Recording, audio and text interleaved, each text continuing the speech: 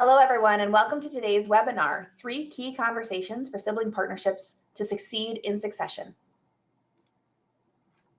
Some brief housekeeping as we get started. Your control panel allows you to choose how you participate in the audio portion of the program. You have joined in listen-only mode. You'll be muted throughout the program. If by chance you are having difficulty with your audio, you can easily switch to listening via phone using the dashboard as shown here. We also welcome your questions and comments in the questions panel and encourage you to chime in early and often. We've set aside some time at the end of the program and we'll answer as many of the questions as we can during our time together. We want this program to be as relevant as possible to you and your situation, so your questions will help ensure that we spend time on the topics that are of most interest to you. We're scheduled for 60 minutes together, including the Q&A time, and today's program is being recorded. So shortly after the program, you'll receive an email, which will include the presentation slides and some additional educational materials that relate to today's topic. The recording from today's presentation will be available within 48 hours, and you'll get a separate email at that time with access to the recording. So please allow about 48 hours to receive that recording. And if you do not receive it at that time, you can feel free to follow up with us. At the end of today's program, you'll also be asked to complete a brief survey on your experience today. We really appreciate your feedback and we use it to help us design future programs. On confidentiality. As consultants, we have the privilege of continuing to learn from the families that we serve in the work that we do and to share that learning with you. To that end, we use stories and examples to help illustrate the concepts that we're going to discuss today. Please note that any examples that we share are either used with permission or are composites of common client experiences. To protect your confidentiality, we will only announce your first name when addressing questions during the Q&A portion of the program. Lastly, this is an educational dialogue. Every family and every business is unique, and what is best practice is what's best practice for your unique circumstances. So we encourage you to consult your own advisors about any ideas or practices that we share today. With that, let's meet today's panel. David Karofsky is a senior consultant here at FBCG with over 25 years experience coaching and consulting to individuals, families, and companies to develop better cross-team communication and build management alignment. David is based in Boston. Hi, David. Hi, Christy. How are you? Great. Welcome. And Nicole Zeidler is a consultant with FBCG focused on communication, conflict resolution, and training next-generation family business leaders, including siblings. Nicole is based in Madison, Wisconsin. Welcome, Nicole. Thanks, Christy. And I am Christy Data. I will be your host and moderator for today. With that, we're going to go right into the conversation. Nicole is going to kick us off with an overview of today. Thanks, Christy. So today we are going to cover 3 of the conversations necessary for a smoother transition into the sibling phase of running a family business.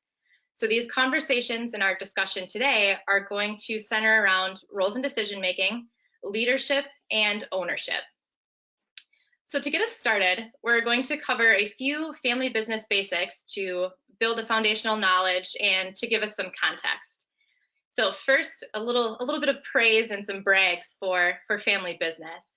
So in the United States, 80 to 90% of all businesses are family businesses, which account for 64% of our annual GDP.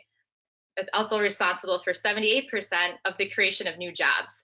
So that means that 57% of the American population is employed by a family business.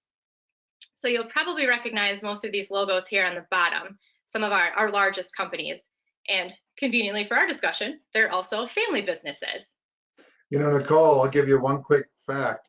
The Zildjian Company is in fact the oldest family business of record according to Dun & Bradstreet in the United States, started in 1632. That's right, that is. So this is the good news. So now for the bad news. So I'm sure this isn't a surprise or news to any of you here. Family businesses are hard, right? A natural tension exists between family and the business, and they're often at odds. Why?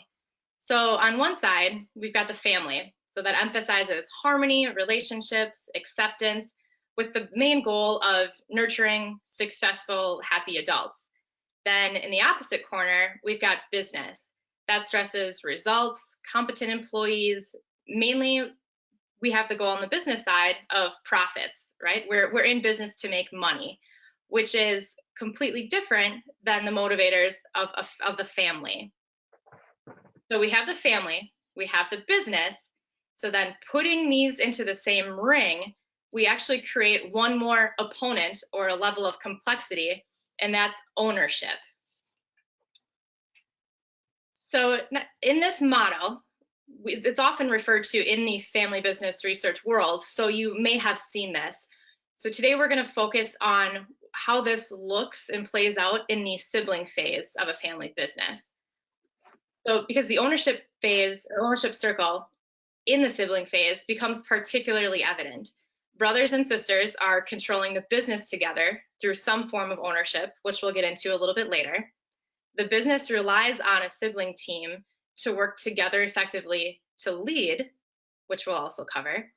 Then your family relationships are changing and evolving as each of the siblings is forming their own nuclear family and pulling away from their original nuclear family. So in G1, or the founding phase, the model might look a little bit more like this slide here, because often at this stage, all three circles, the ownership, the family, and the business, all are typically one person. But then as we move into the sibling stage, we are adding more people, we're adding more complexity, so we're meshing all of this into one system. So the sibling phase can often feel like the toughest or the most volatile stage of a family business, because we're putting all of these forces, all of these complexities together at a time when our personal relationships, our family relationships are still pretty intense. They're still pretty close. We've got brothers and sisters who have grown up together. They have this long history. We're now making them business partners. So a favorite saying in our firm is that siblings know how to push our buttons because they're the ones that put those buttons there. We know our siblings and we know them well. We know their reactions, we know their habits, and we know their triggers. So it becomes very, very hard to break out of these ideas, to break out of these roles. For example, I've got a client that it's three brothers. There's an age difference between the oldest two and the youngest. And growing up, they always called the youngest the kid. So now that all three are in business together, guess what they still call their youngest brother? The kid. So in board meetings, on conference calls, in front of employees, they're still calling him the kid. So understandably so, the youngest is having a really tough time with that. And he's kind of being pigeonholed into this role of the kid, even though he's now a grown, successful adult.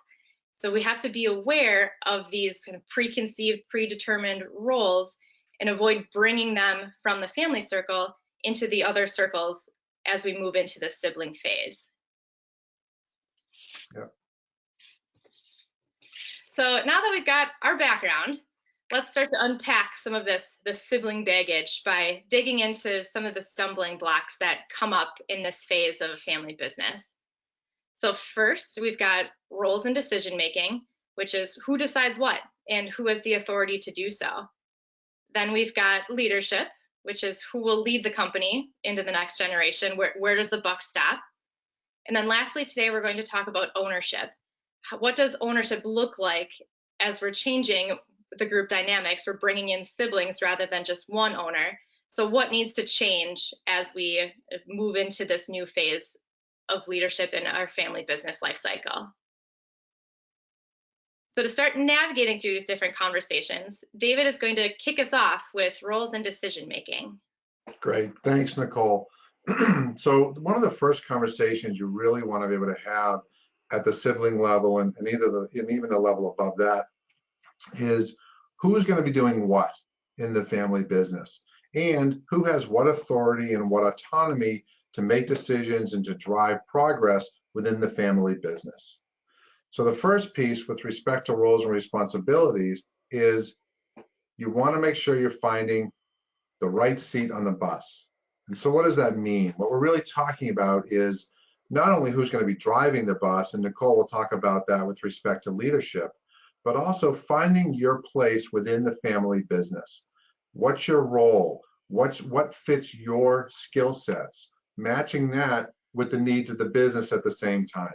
So making sure that your seat on the bus is aligned with the rest of the organization, with the leadership of the organization, and the direction that the company is really trying to go is critical. You've got to be able to match it with the needs of the business in particular. But also, we want to make sure we're setting you up for success. So understanding your skill sets. So although you may want to be the CFO, not everybody may have the financial acumen or the skill sets to be the CFO or the head of marketing or the head of sales or even ultimately the CEO. You've got to be able to look at your talents, your work-life balance, what you want that to look like in order to make sure we're finding the right place for you in the organization. We want to look at your likes. What do you really enjoy doing? What don't you enjoy doing? Where do your strengths lie? And where are some of your limitations? And so we've got to be very honest, very transparent, and really have very strong communication among the siblings and among the family as to what the expectations are with respect to a role that a family member would have in the business. We want to make sure that's crystal clear. I like to call it the rules of the game. That I would never play a game unless I knew the rules. What's out of bounds? What's a foul? Well, the same thing is going to be involved within your family business. Understanding your expectations, what are the rules of the game in this family business, and having a really open and transparent conversation with your family. What's the reporting structure going to look like? Do I report to my brother, my mom, or my sister, or my aunt, or my uncle, or do I report to somebody else within the family business? Best practices might lean towards working for somebody or reporting directly to somebody else other than a family member. But at the end of the day, there is no right or wrong. The right answer is what you do for your family business. Finally, you want to look at a review, you want to look at performance reviews.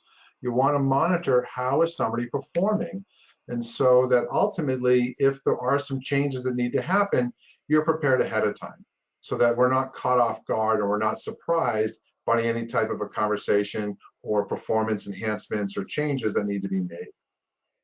The next piece you walk into is really looking at who makes what decisions in the family business. We have to be able to create autonomy and authority in terms of who makes what decisions, how are those decisions made, what level of information should be shared among the family. All of those pieces are critical when having a discussion around decision making in the family business. We want to be able to use data, but only to a point. Some people can make a decision with 20% of the information. Other people may need 95% of the information. We've got to be able to find a balance in how we use data in terms of making decisions in the family business. Third, one of the most important points is we've got to be able to support the decisions that are made. That although you may not agree with it, and in the boardroom, let's argue those discussions or argue those decisions and have that healthy back and forth. But at the end of the day, when everybody leaves that boardroom, we've got to be able to support the decision that was made by an individual or by the family as a whole. And if we don't, your employees are going to read right through it, and they will see that. And the worst thing that can happen is have your employees play you. And it's been known to happen. I'm working with a client right now where the employees can see some discord at the family level, and the employees are capitalizing on it, and it's not healthy. It's not healthy for the family, and it's certainly not healthy for the business. Take some risks. Be prepared to fail. None of us is perfect, and we all make mistakes. The critical piece is learn from your mistakes so that we don't repeat them, and we can learn and we can actually change and make the business more productive, more successful as a result of a mistake that may have happened within the business. But give yourself some rope, it's okay, and take some chances there. Finally, empower others to make decisions. This is a great way to delegate. And one of the most important things of leadership, and Nicole will touch upon it, is in order to grow within leadership, we've got to be able to improve our delegation. We have to manage ourselves out of our roles and look into how do we pass that down and empower other people within the organization to make decisions. Also, let's be clear on who makes what decisions within the business. Again, going back to the rules of the game type analogy. So one of the things that's really helpful in deciding who makes what decisions is looking at a decision-making matrix. This is just a very high level, rough example, and you can customize it any way you want. But at the end of the day, it's really critical to know who has the authority to make a decision versus who's kept informed. And as long as those who are kept informed remain informed, they will continue to feel more and more comfortable allowing an individual to have the authority and autonomy to make those decisions. So whether it's a mission and vision statement, or looking at a SWOT analysis, or identifying what the business is really about, or looking at sales and marketing and creating a budget, down to the operations and ultimately down to the financial and who has P&L responsibility, all we encourage is make it super clear on who has the authority within those decisions and who should be kept informed. So David, I have kind of an extreme case on this decision making. One Sure. of the very first clients I worked with was two brothers, and their way of deciding who got to make what decision was a literal fist fight in the boardroom, and whoever won got to make the decision. Yeah. So if they would have had a tool like this matrix, that would have saved them a lot of actual bruises. Well, yeah, absolutely. See, it's that situation, Nicole, that's when we end up getting called in, is usually after the first or second fight. And ideally, you know, in our world, we want to take a proactive approach and manage the conversation before it escalates into conflict. And using tools like this, having those open, transparent discussions really helps us to proactively allow our clients and families in general avoid the ultimate conflict. Absolutely. So now we're going to shift into leadership, and Nicole's going to take us through some ideas and thoughts with respect to how do we manage leadership among the sibling dynamic. So in this sibling stage, leadership is really about building that accountability, and most importantly, as we've talked about already a little bit, clearly communicating those ideas. So David just talked about some of the key questions that need to be answered when you're transitioning into the sibling stage in regards to what the business needs and how to determine roles. So, but how do we start to answer those questions? Where do we get started? So in terms of what the business needs and what the responsibilities are, a good place to get started here is to have the current leader start making a job or a task list for their day-to-day duties. Track what decisions he or she is making that somebody else is going to have to take on as that leader begins to transition out. They should also have some idea of how long they want to keep doing those tasks, knowing that forever isn't actually an option, that they will transition at some point. So here's where a transition timeline can be helpful. Now, this isn't a high-level succession plan or a company plan. It gets very role-specific. So the duty, the job, or the decision is noted with the time frame that the current leader expects or wants to keep participating. Then who will take that on and when? And be sure you leave some time for some overlap, so that first, the next leader has a chance to observe of how things are in the present, how decisions are being made. Then the current and the next leader can kind of co-team and make some decisions together before the next leader kind of steps up with some guidance before eventually taking that over. Yeah.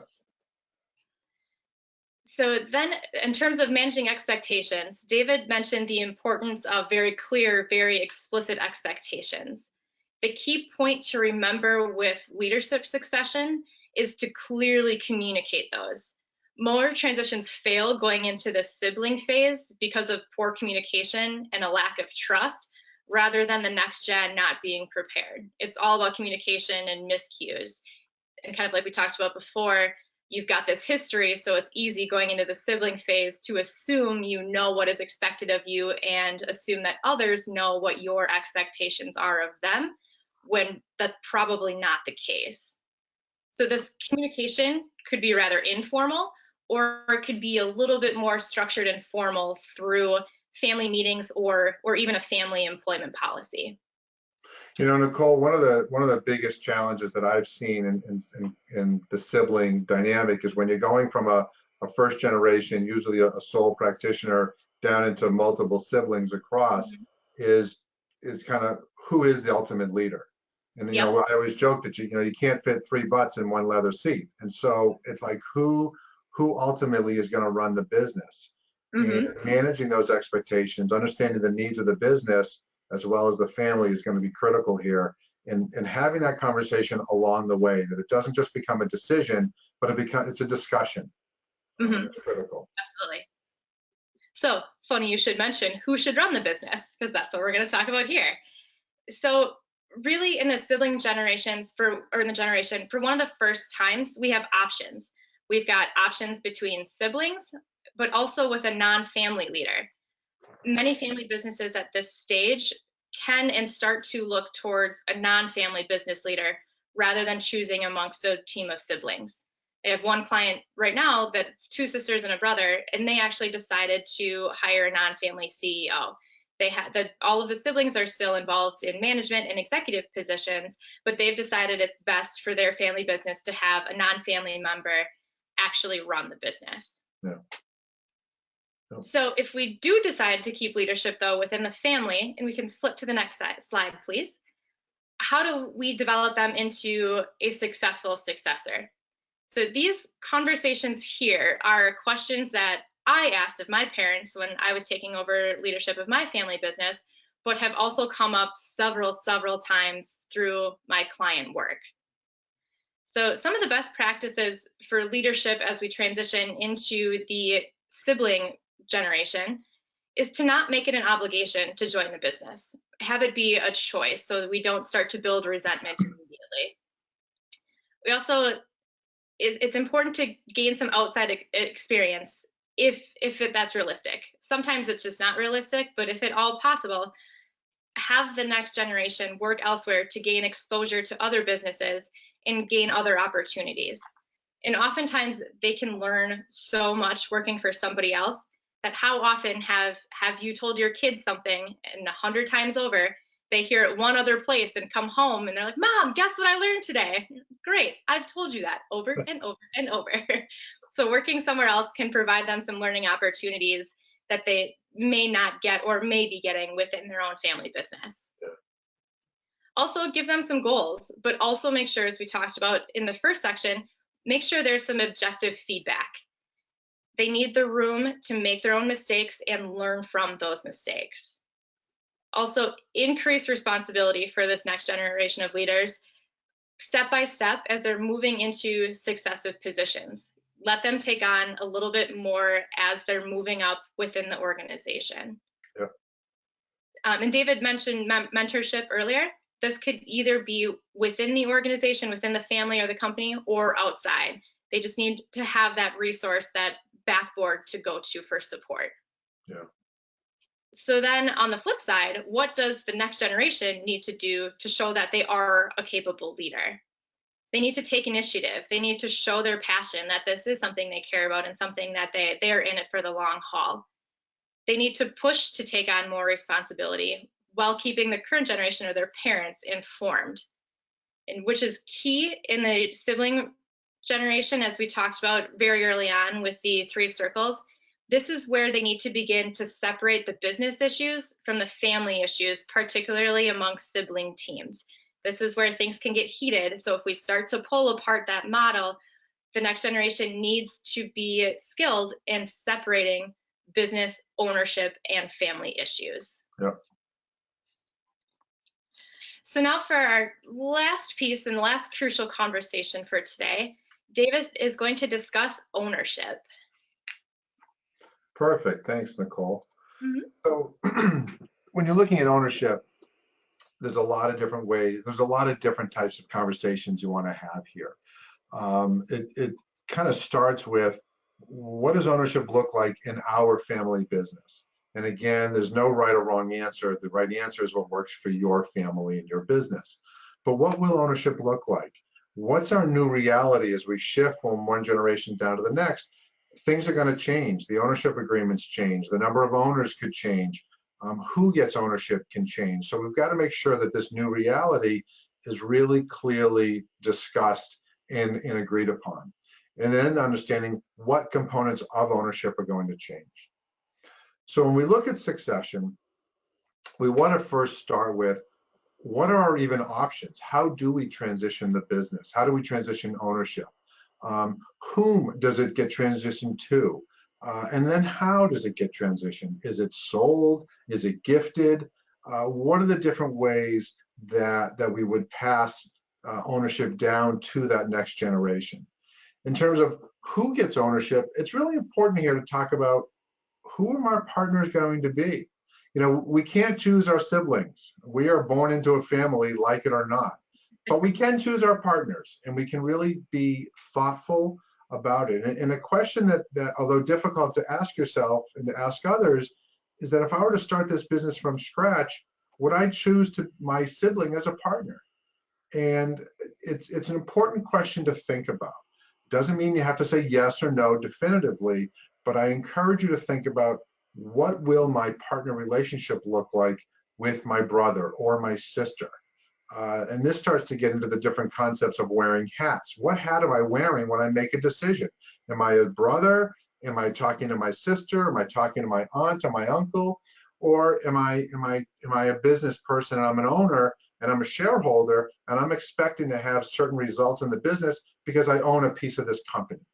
And you've got to be able to separate those different discussions depending on what type of a discussion you're having relative to the business. Thinking like an owner is really understanding that's the ownership hat. And I'm looking to drive the business. I'm looking to drive profitability. I want to be able to reinvest in the organization. Does that mean I don't take dividends this year because I have a huge CapEx expense that I have to reinvest in? You've got to be able to think like an owner. And a lot of that, the best word that comes to mind that I think about is the concept of stewardship. Really stewarding this company for your generation and maybe even generations to come. And how do I continue to drive the business and then allow the business to help take care of the family? So there's an old family business adage in the industry that says, if the family takes care of the business will take care of the family. And we've got to be able to ask ourselves that and have a conversation, and ideally build alignment as to what are the goals of this family enterprise. What's our vision? What's our commitment to the business? What's our expectations of the business back to us as shareholders? And really thinking about that. The next concept to think about is who should be an owner? And this is where family and ownership can get a little fuzzy here, because in family, generally it's fair is equal. If there's 3 kids at the dinner table and there's dessert and there's 3 cookies, each kid gets a cookie. Well, in this case, each kid may not get a cookie, i.e. in the family business. It's not necessarily the right thing for the company. That's what's fair at the dinner table. The question is, what's fair in the organization? So really understanding who should get ownership. I'm working with a client now. There's 3 siblings who work in the business and 2 who don't work in the business. Is it fair for the 2 that don't work in the business to get equal ownership and voting and control with respect to the 3 that do work in the business? I don't know. That family's going to have to figure it out for themselves. Again, there's no right or wrong answer. Typically, we would encourage that those who work in the business drive the business, make the business decisions. I own stock in Nike, but I can't tell Phil Knight and the CEO and the owners of Nike what to do. I just get the privilege of owning a really cool stock. Sometimes you got to think of the same way in a family business. Do you own it or do you actually control it? And I'll talk a little bit about that in a moment. The other piece is, what's driving the transition? What's the timing? Is this about estate planning? Are mom and dad getting a little bit older and it's actually time to start to transition ownership? Or right now in our economy and where we are in our government, there's some tax incentives to actually start to transition the business. But I always encourage us, don't let the tax tail wag the dog. Make sure we're making good decisions as to what's best for the business with respect to timing. Don't just let taxes and the finances drive the decision. Make sure the timing is right. Then you move into control. Who has the control? We often encourage you to separate equity shares from voting shares, Class A versus Class B. Class A shares are the controlling shares of an organization. They vote the board. They vote for distributions, reinvestment. They decide what business we're even in as owners. Equity shares get to enjoy the fruits of the labor, so to speak. It's the financial aspects. That's where wealth is often created in a family business. So deciding who gets voting shares versus who gets equity shares is an important and very, very difficult at times discussion to have, but it's critical. And have it before it's time to do it. These are the kinds of conversations, all of these conversations that Nicole and I have been talking about all, this whole webinar. Have these conversations early and often, not at the time of the event. Finally, one of the things you want to look at is, what type of an owner are you? There's generally 6 kinds of owners in a family enterprise. There's the operating owner, who's the individual who's employed, and they're involved in the day-to-day operations of the business. There's the governing owner, who's a full-time overseer of the business, but they're not involved in the day-to-day operations. That may be a board member, for example, as a governing owner. You have the involved owner. They're not employed, but they're genuinely interested in the business and attentive to all the issues with respect to the organization. The passive owner is somebody who maybe they collect dividends. They're generally not interested in the business. They're lucky to be part of that family, as an example, and they don't really make a conscious decision to remain an owner. They just kind of go with the flow, so to speak. An investor owner is somebody who collects dividends, but they are interested in the success of the business, and they make active decisions to remain an owner, and they want to stay involved. They want to be part of the decision making, maybe help contribute to building a board, as an example.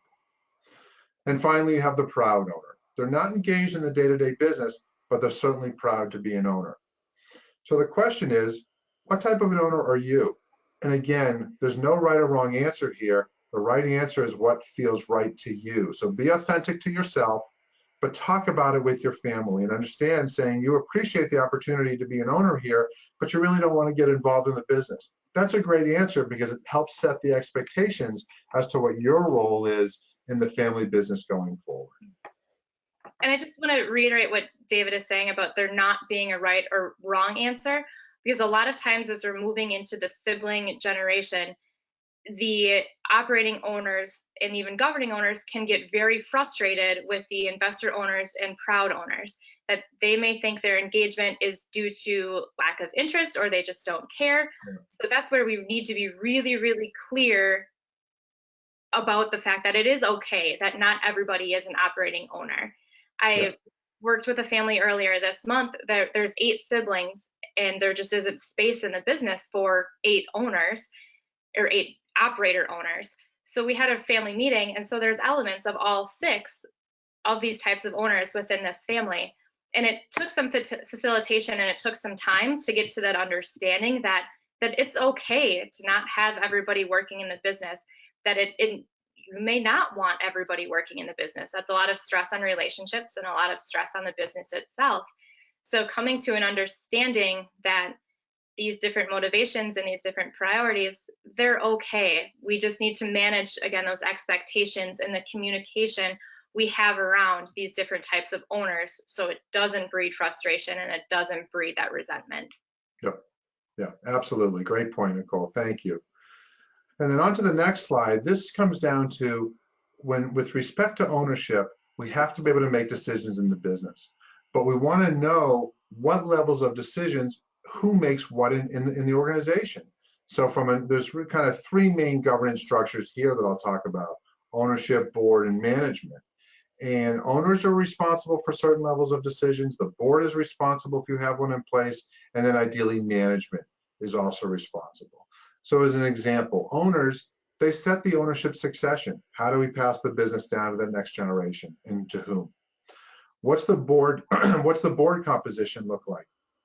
We want to elect the board, and we set the compensation for the board as well. What are the company's mission, vision, values around the organization? And what even business are you in? That's up to the owners to set that vision. Also, family policy may be one that we would encourage is established in the family business, and often it's spoken and talked about at the ownership level. The board may be responsible for things like senior management succession. Who is the next CEO? And tasking the board with that responsibility. Looking at dividends and distributions, measuring the weight of, I have to reinvest in the organization versus it would be nice to issue a distribution to the family. What's our strategy? And ensuring that management is executing on the strategy that is set. CEO appointment I talked about, and then also business performance and ensuring that the business is hitting the benchmarks and the goals that are being established and managing up to the ownership group with whom the board reports. And then finally, looking at management, you want to look at company culture and you want to look at the day-to-day operations. Their responsibility is to the board's responsibility is to the ownership group. One thing I like to use this tool for as we're going from, because I work with a lot of G1s to G2 transitions. So a lot of times what I like to do is have the first generation or the current leaders or owners map this out how things are today. Because a lot of times a board may not exist or a board isn't functioning to this level. So a lot of times it's one column that one person is doing this whole list of things. So then as our ownership group changes, we can have an evolving matrix like this. So even though today it may all be heavy in one column, what is going to have to change as we bring in new owners? Maybe we map out a board, maybe our management team is with outside of the family. So we can have different versions or iterations of this spreadsheet, of this matrix, as that ownership circle changes. That's a great point. I'll actually give you another case. I'm working with a 7th generation family business that has 35 different owners, clearly not at the sibling level, but they're down in the cousins. They've had a formal board in place for over 20 years, very successful business. As a family grows to that level, they start to get into family governance as well, a family assembly, a family council. So what we did is we took this and we put it on steroids, basically, and created, I don't know, I think there's got to be 35 or 40 line items. And we have family assembly, family council, owners, board, and management across the top, and who makes what decisions at all of those levels.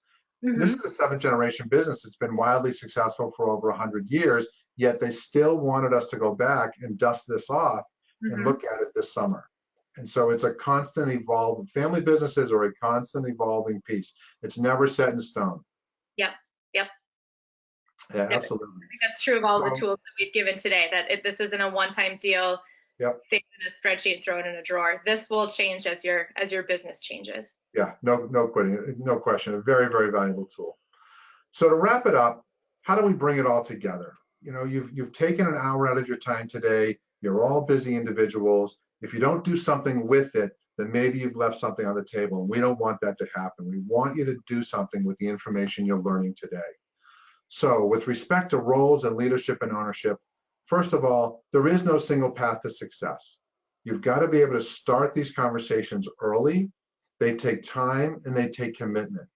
So first off, assess your state of your family. What's going on around roles and responsibilities, around leadership, around ownership? How are we doing here? Are we talking to each other? Aren't we? Are we kind of pushing it under the rug? Are we burying it? Is it the elephant that's in the boardroom?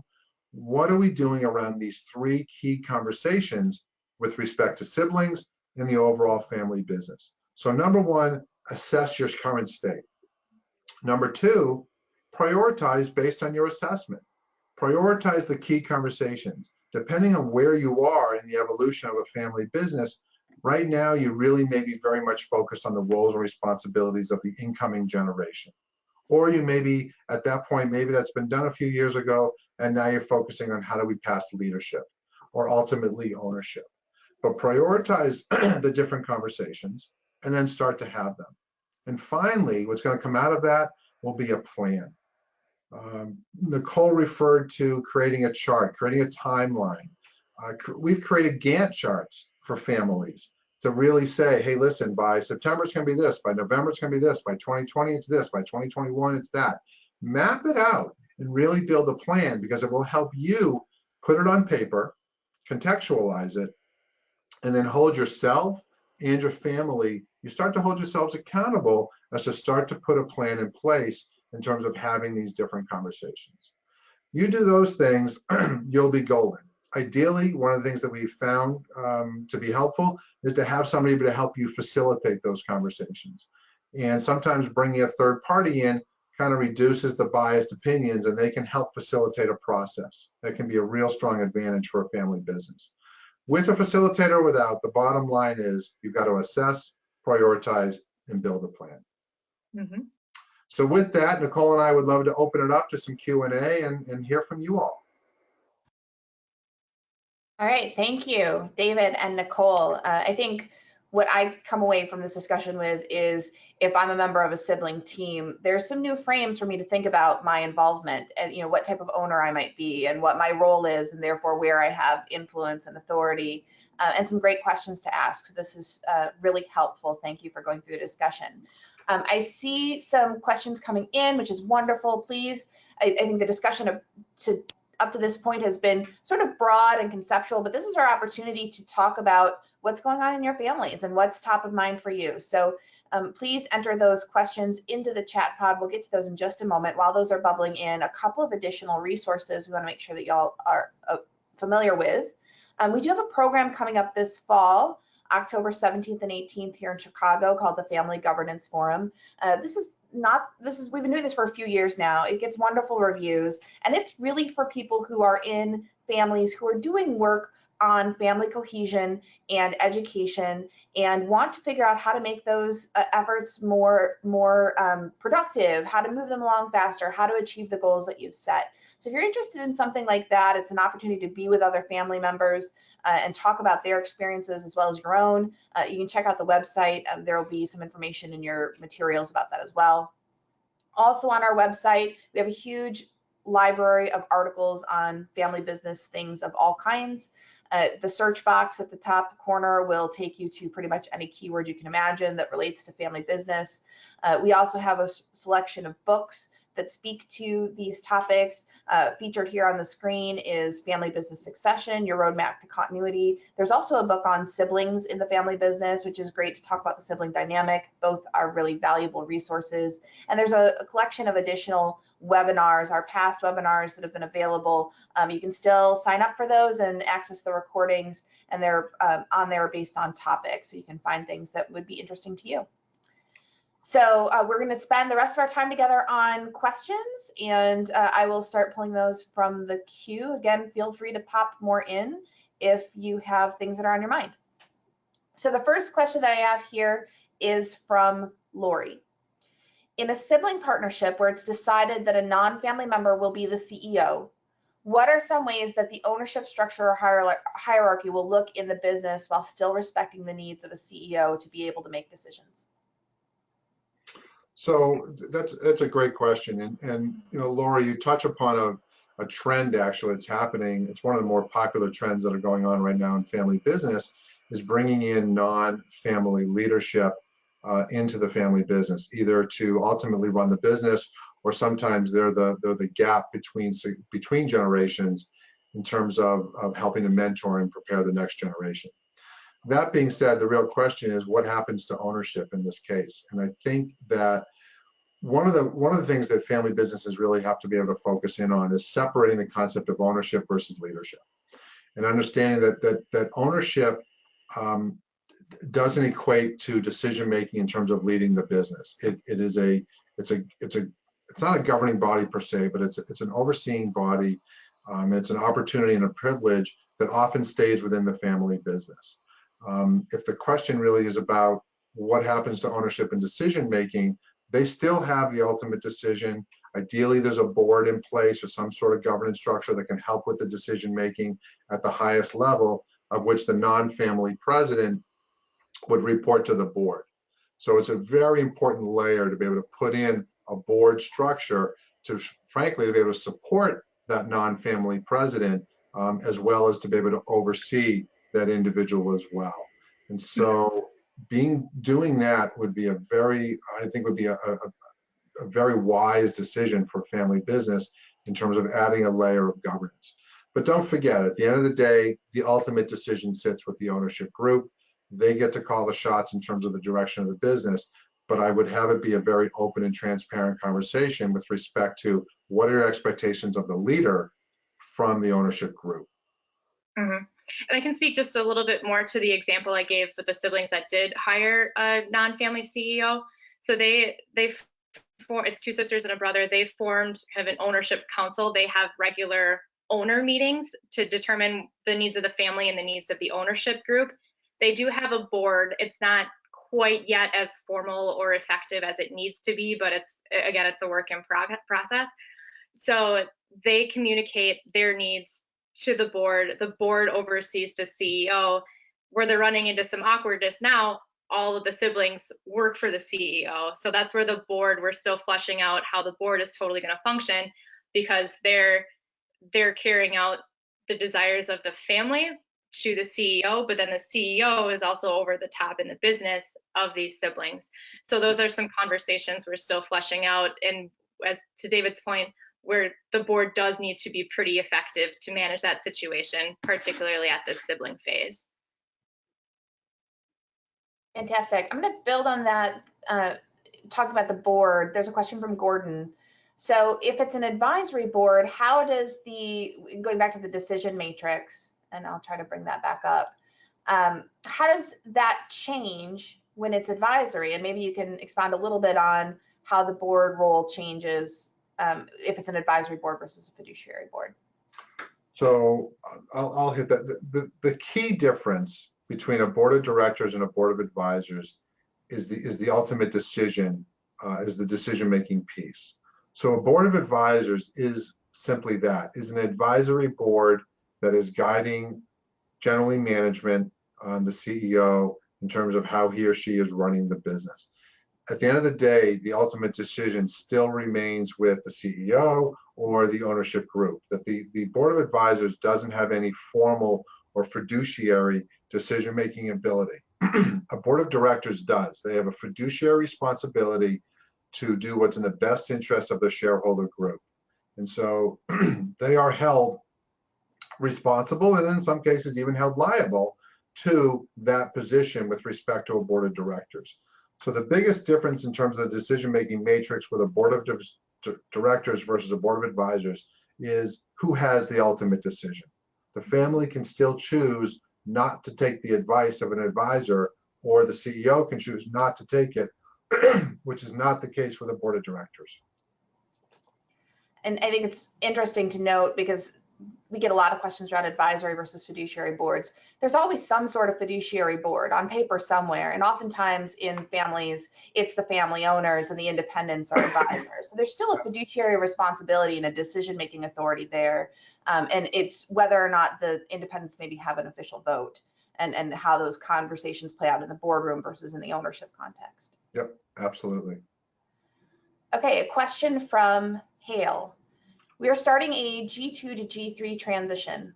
If a sibling is not an operating owner and has no substantive training or experience in the field, can they still be a good board member? I would say absolutely. I think if they have the requisite business experience and background, they absolutely can be an excellent board member, because they can even bring a level of independence to the board meeting. Even though they're still an owner or a family member, they can bring a level of objectivity to that discussion, which could be very, very valuable. I've supported and helped build a number of boards where you would put a family member who has extensive business experience and put them on the board to represent the family, even though they may not be working in the business itself. So yeah, no question. Yep, I agree. I have a couple of families that they've got family members on the board that have some level of business experience, but zero industry or zero experience in the field. But the questions they ask have forced the ownership group or those that are in the business to slow down a little bit to explain things through. And in those explanations and answering some of those questions that seem a little trivial when you're in the thick of it, they've actually caught some pretty major mistakes. And it's kind of prevented them from making some pretty major decisions that would have negatively affected the family. So having that outside perspective, they may have expertise of their own that doesn't necessarily look like it correlates to the success of the business, but that can be a huge asset if utilized in the right way. The question you want to make sure you're asking at that level is, what's the purpose of the board? What's the mission and vision and purpose? Why are we establishing a board, or why has it been established? And why would it make sense for this individual to sit on the board? Are they meeting the mission and the purpose of the board? And if so, go for it. Great. Let's shift gears a little bit. I have a question from Jeff. We touched on employment policies in the discussion. So what do you typically find in a family employment policy? So I'll start with this one because they can be kind of all over the board. And usually going from this first generation to the second generation, usually something comes up and that's why they have an employment policy going forward. But typically we cover why the policy is in place, kind of what the purpose of this policy is, some general requirements. There may be a minimum education requirement, and that's not necessarily, a 4-year college degree. That could be some sort of professional certification. I work with a lot of construction companies, so it may be they have to get their journeyman's card before, they can come work for the business. Yep. Talked about there may be a certain level of outside employment. And again, that's not always realistic, but some form of even an internship or part-time job or something, gaining some sort of experience outside of the family business. And then we kind of cover who's going to make the decision on whether or not somebody can join the family business, who's kind of making that hiring decision if they're coming back to the family business. And this is where it's key to have these policies in place, like we talked about before it's about a specific individual. This is where it gets really hairy in family businesses. If all of a sudden you're trying to prevent your younger brother from coming into the business by throwing up this policy and holding him accountable to this policy, that's where it gets touchy. So having this in place beforehand. And then we also put in these policies some guidelines around who they're going to work for, who's going to do their reviews, that sort of thing. Just trying to lay out as many of the roadblocks or potential obstacles as possible for them getting into the business. And then I like, for every agreement I put together for somebody that they're coming into business together, we also want an out. So what is going to happen if they do want to leave employment or they're not cutting it? How do we, worst case scenario, have to fire this employee or this family member? Yep. So kind of, you want to get kind of soup to nuts, them coming into the business, what that looks like, what their kind of their tenure or who they're going to be working for within the business. And then if they want to leave or it's an involuntary transition for them out of the business. Yeah, great points. The only point I would add on to that is, and I recently worked with a family in writing one, is they wanted to mirror the company policies with respect to non-family employees as much as they could with respect to family employees, because they didn't want to create one set of rules for family and one set of rules for non-family. They really wanted to be as similar as humanly possible. Mm-hmm. I do one more point to add to that. Usually some sort of compensation structure within the family employment policy. So otherwise it's kind of a free-for-all when you're hiring a family member. Yeah, absolutely. Deciding what their kids are going to make. One of the themes I heard in your discussion today was clear expectations. So that's the benefit of these documented policies, is everybody knows up front how we intend to handle these things as they arise, which is a great. That's right, Christy. You're a world-class athlete. You'd never play a game without knowing the rules. Absolutely. Okay, another question from Laura. I'm a member of the new generation of owners, but we are passive or proud owner types at the moment, mostly because we don't know how to get involved. A few of us have tried to get involved, but we get admonished by the controlling owners and treated like we're being unprofessional because we don't understand our role. How do we encourage these older owners to define what they need and want from us as new owners? It's a great question, and one that a lot of families struggle with. In our experience, it starts with education, that to really understand what's the value of moving the ownership at some point down. In order to be able to move it down, the senior generation has to feel comfortable that the next generation is willing to take hold. And so in order to do that, if the senior generation at some point does want the next generation to get involved, then start with educating. And it's also a soft way to start the conversation where the younger generation, the next generation, could really approach the senior generation and say, we want to learn what it is to be a responsible owner in our business. Can we work with someone could we work with FBCG to help us do it? Can we bring in someone? Can we read some articles? Can we do some research? And then can we have a family meeting to be able to talk about what ownership is and have us as a family determine what that looks like for our family? So it's a soft way of starting to approach what could be a difficult discussion, but it's not in a way that sounds entitled. That's the thing we really want to protect against. We don't want the younger generation to be entitled, nor do we want the senior generation to think that the younger generation feels that they are entitled to ownership. Because one of the things Nicole said earlier is it's a privilege. It's not a right to work in the family business. It is a privilege, and so is ownership. And so we have to treat it like a privilege, and we have to be able to work up to ultimately taking that ownership baton, so to speak, out of the senior generation's hands. One tool that I've used, we did this with the family I was talking about earlier with the different types of owners, is we formed a committee or a mini task force with members of the new ownership group and members of the current ownership or leadership group, and have both of them in the same committee working together to figure out how those that aren't operating owners can participate and what different opportunities exist for them. And kind of the way we pitch the conversation to the current ownership or the current leaders, because again, they're holding on with a death grip, is that this family business, if your legacy is to make this multi-generational, it's only going to get more and more complicated. So by putting some of these structures in place now, finding different avenues for the different types of owners to participate now is only going to set the business up for longer term success.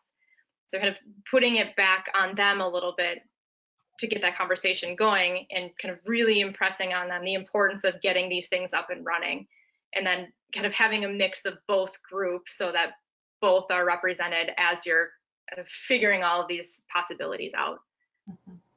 Yeah, great idea. Okay, question from Zachary. Is it a concern to have a lot of family member overlap between the management, owner, and board teams? Should it be ideal ultimately to have little or no overlap? So I think that goes back to our diagram of the 3 circles and how they overlap. Is there a preference? Is there an ideal situation? I'll start with that, Nicole.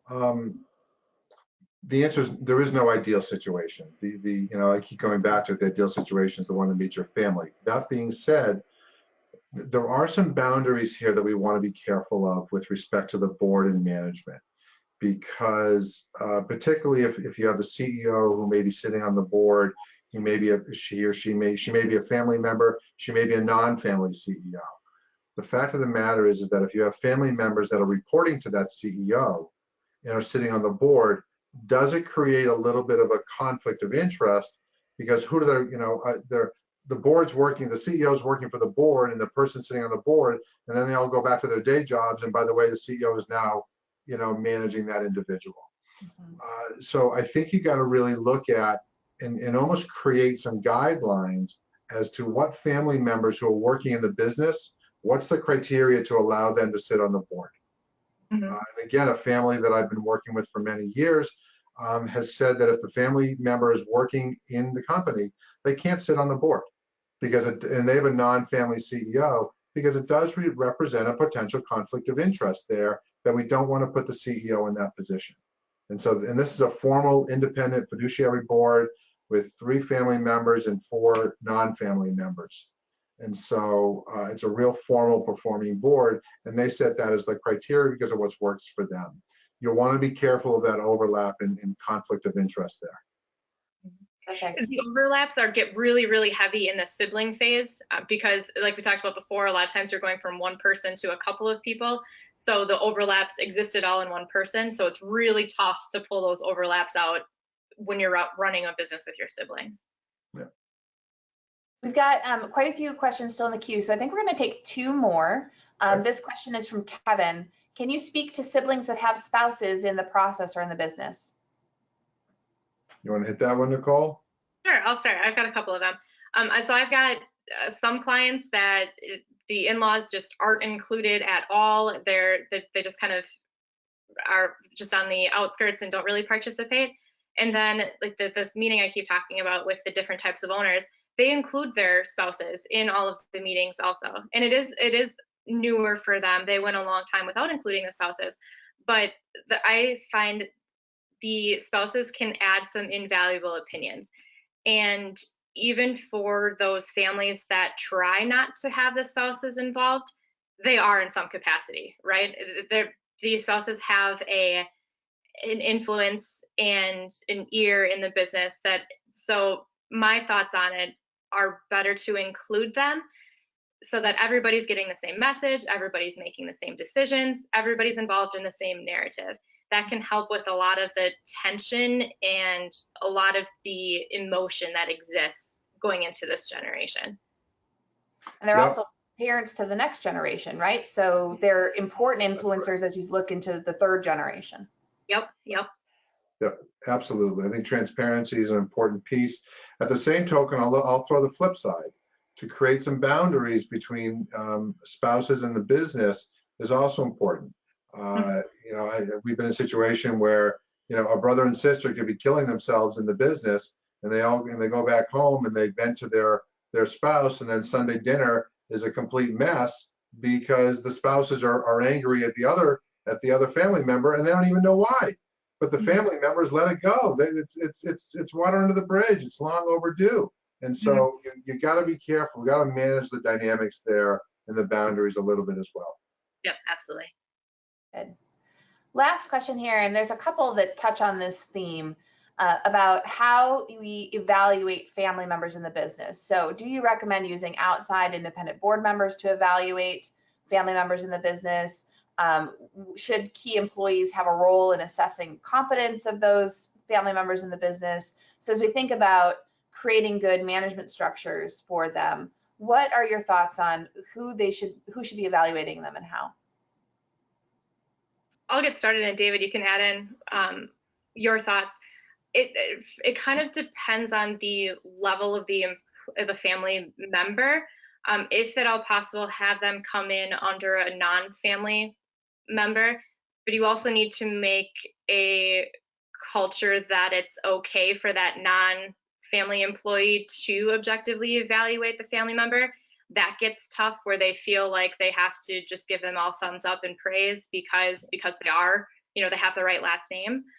But I think as the more and more active and effective you can make an outside board as they move up into management and leadership positions, I think the better off you're going to be.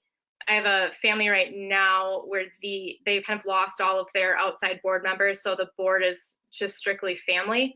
So they've got family trying to evaluate a family CEO. And so it is putting everybody in a really tough position. They're even down to deciding what he's going to get paid. And so that's building a lot of frustration and tension among the family members. And he's not really getting any objective feedback. And so I think it's stifling and it's suffocating the business potential. So my opinion is that the more you can take outside of the family and have a third-party board member or an objective party, unbiased party, evaluate family members, the better off you're going to be. Yeah, I do agree with that as well. I think it goes back to the concept of wearing hats, and sometimes, you can never take the family hat off completely. You just can't. And so, how is a sibling going to hear feedback or review from a brother or sister? They're always going to hear it as their brother or sister, particularly if it's a big brother or a big sister. And there's just a history because the little brother's still angry at the big brother because he stole his Tonka truck when he was 4 years old. So, you have to be able to take that into consideration. And so having a level of independence, be it a third party, be it another employee, it's also why we encourage that they don't work for a family member directly, that you work for somebody else in the organization, and to respect that structure. At the same time, you can't allow that individual to get caught in the middle. You get caught between family members. It's dangerous there. And so you've got to be able to have a conversation about it. You've got to be able to have transparency about it and talk about it early and often. Perfect. So thank you both for your participation today in today's discussion. I think we've covered a lot of ground and a lot of specifics to the sibling experience. So hopefully people are walking away with one or two tidbits that they can apply. And thank you to everyone who participated in the audience today. We're pleased to have you with us. Hope you found it useful. Please stick around and complete the survey that will pop up for you shortly after the program closes down. So again, we hope to see you at a future program, and enjoy the rest of your day. Great. Thanks, Christy. Thanks, everybody.